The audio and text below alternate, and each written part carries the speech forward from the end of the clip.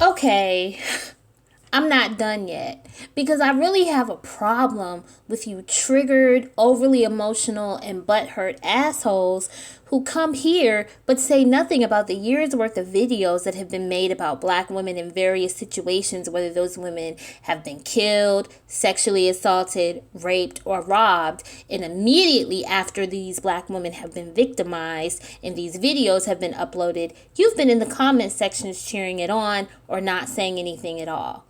So, again, to those of you who are hard of hearing or who have selective hearing, none of what I'm about to say means that anyone deserves to die an untimely death. And yes, I understand that Nipsey Hussle had a past that he was working to overcome, and that in a lot of ways he was trying to do good for the community that he was in.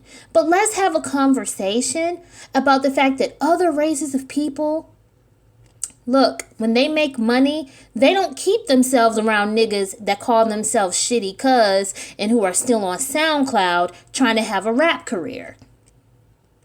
Okay? That's just the reality. The reality is that some people, and I'm not here to have conversations about black men because I am a black woman and it's not my job, my responsibility, or my desire to address men. But generally speaking, let's have a conversation about the fact that a lot of y'all need to reevaluate your friendships. If you're friends or associated with people who have nothing going for themselves, you need to not have yourselves around them, because jealousy turns into envy and envy can turn into murderous rage. And the only reason I'm pointing out this tweet from 2015 from Nipsey Hussle is because when it comes to black male niggatry, a lot of you guys have all this stuff to say about black women, and you can have conversations all day and all night long where you talk about black women and you blame black women for everything. And you say that we are the problem with black culture, but you don't talk about these rogue, violent, murderous gangbangers that are wreaking havoc within the community. Now, see, as a woman, I tell other black women, especially black women with children, to grab your children and get away from these communities, because men have to address men, and for whatever reason, in a lot of cases, black men are not holding each other accountable. So as women, we need to grab ourselves, any children that we care about, and any elderly people who are inclined to leave and get out of those communities. Now, the people that choose to stay, leave them to their own devices. Okay? Because women can't make men do anything. But we certainly have agency over ourselves and over those within our responsibility and within our care to get away from these rogue, violent people. And the fact that you're so angry about calling the behaviors out, you're telling on yourselves, because y'all were so willing to hold on to these conspiracy theories. No, this happens all the time. If you grew up in an area that was predominantly black, or even an area that had a mixture of black people and non-black people, but it was like enough black people there for there to be a presence, come on.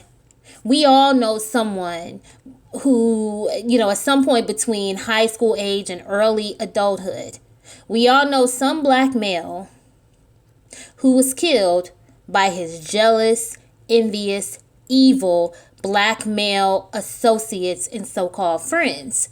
See, y'all like to sit up here and act like gossip girls when you think that black women have fallen out. Oh, you think it's so funny to talk about how we can't get along. But y'all don't want to talk about how a lot of times when y'all get mad at each other, y'all literally kill each other. Not only do you turn those guns on each other, but you will also assault black women and children. And that's why the domestic violence rates are much higher when it comes to black women. And that's why the abuse rates are much higher when it comes to black children. Oh, but you want to come here and thumbs down my videos. Listen, I have nothing but time today. I have nothing but time to be in my bag and talk shit about you triggered Tyrones and your pick-mishas. I have nothing but time.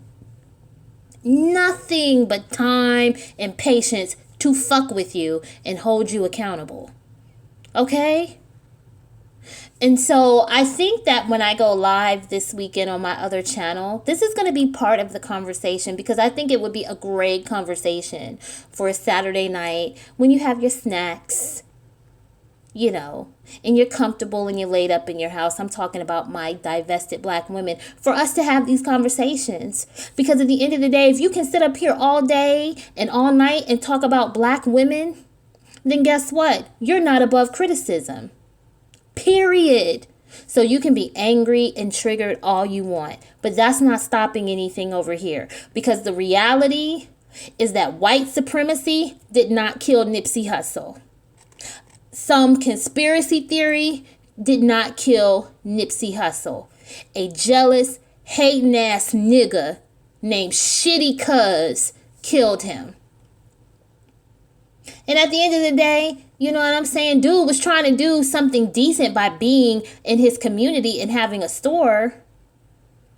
And I don't know if y'all saw that surveillance video. I will not share it here because I do not want to be the one to share something showing the last moments of someone's life.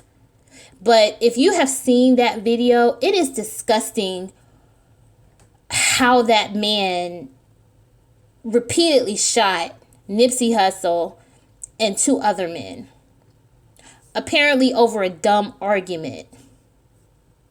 See, y'all don't want to address that.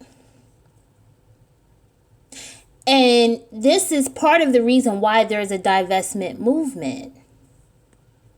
Because women, it's not safe for women and children to be in an environment, okay, where niggas are going up to other people and shooting them and killing them in broad daylight.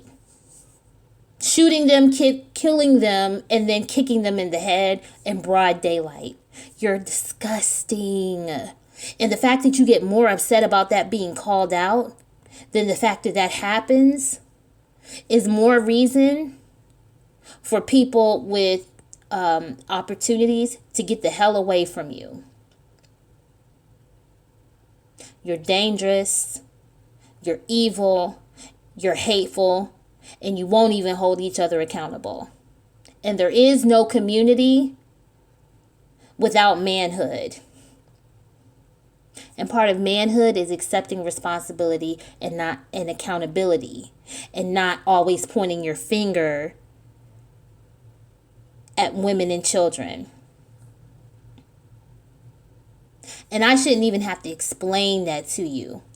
And the fact that I even have to have this conversation with you, the fact that you don't understand that on your own, is another example of black male niggatry. So since y'all have been on here for years talking about black female fuckery, we're going to talk about black male niggatry. And every example that I can find of a black man doing something that's fucked up is going to be classified as black male niggatry. And I'm going to do it until I get bored with it.